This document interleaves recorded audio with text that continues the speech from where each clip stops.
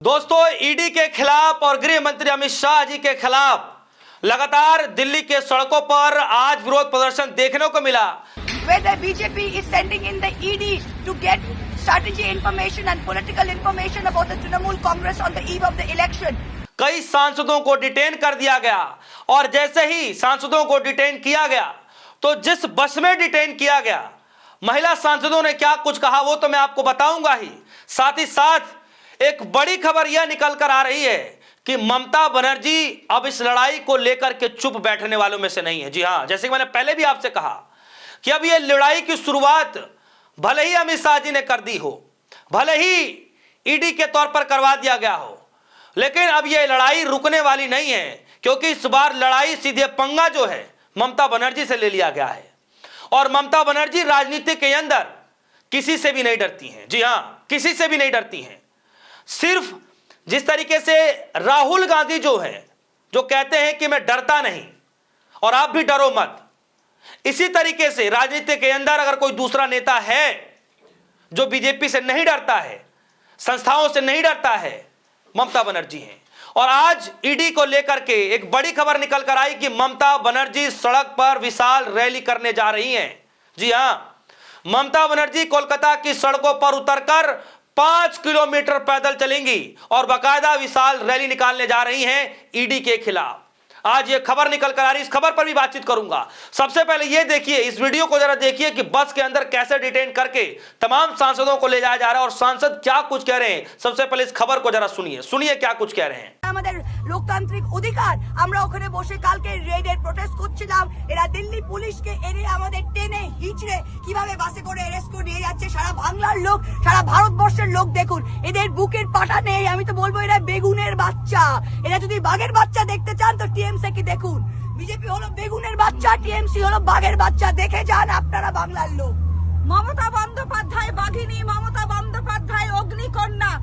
तो दोस्तों, ये नजारा हो गया, ये आलम हो गया। सांसद चीख चीख कर बोल कर ये बता रहे हैं कि हमारा संवैधानिक अधिकार है कि हम शांतिपूर्ण तरीके से विरोध प्रदर्शन कर सके, लेकिन जब हम शांतिपूर्ण प्रदर्शन कर रहे हैं तब भी पुलिस द्वारा जबरिया डिटेन किया जा रहा है।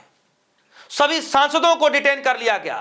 महुआ मोइत्रा भी साफ शब्दों में कह रही हैं कि हमारा संवैधानिक अधिकार है प्रोटेस्ट करने का, लेकिन आज पूरी देश की जनता ने, बंगाल की जनता ने देख लिया कि किस तरीके से शांतिपूर्ण प्रदर्शन भी नहीं करने दिया जाता है।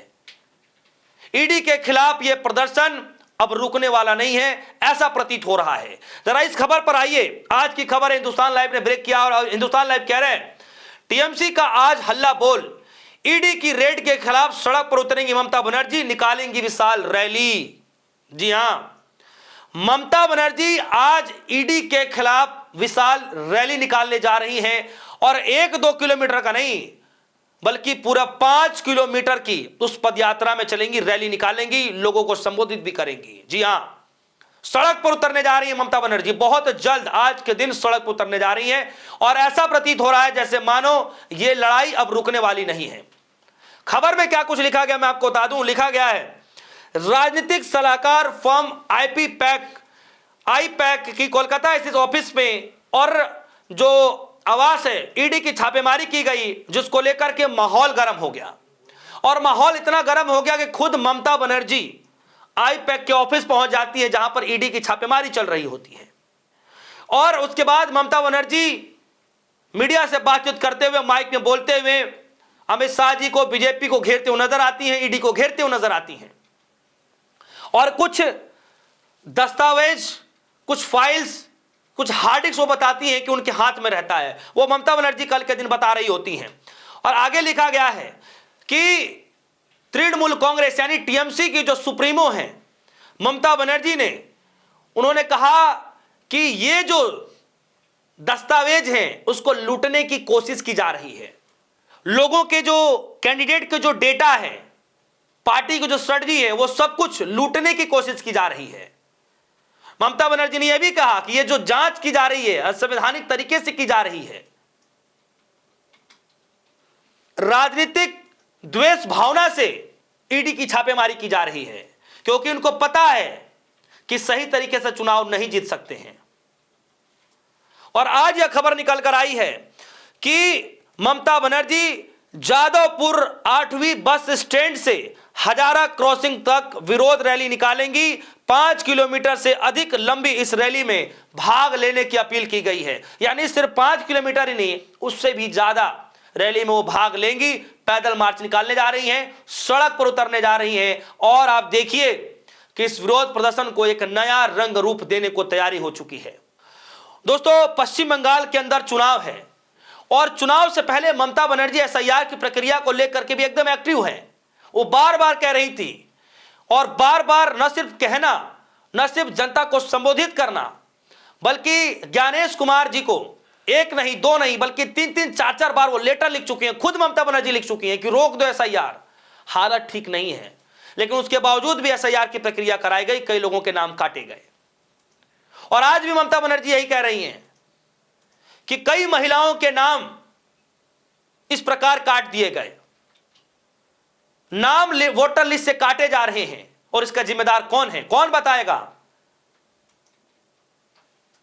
पश्चिम बंगाल के लोगों को बांग्लादेश कहकर के चिढ़ा दिया जाता है कि ये बांग्लादेशी हैं। क्यों? क्योंकि सिर्फ वो बंगाली भाषा बोलते हैं, बंगाल की भाषा बोलते हैं, इसलिए उनको चिढ़ाया जाता है।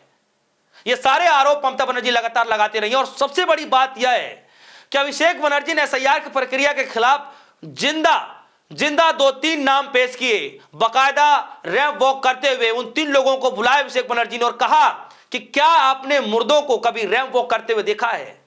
तो लोगों ने कहा कि नहीं। कहा कि लीजिए, मैं आपके सामने पेश कर रहा हूं, ये वही लोग हैं जो एसआईआर की प्रक्रिया में मृत घोषित कर दिए गए हैं। और मैं आप सभी के सामने जिंदा सबूत लेकर के आया हूं कि किस तरीके से एसआईआर में गड़बड़ी की जा रही है। यह वीडियो जो आप देख रहे हैं, यह उस वक्त की ही वीडियो है।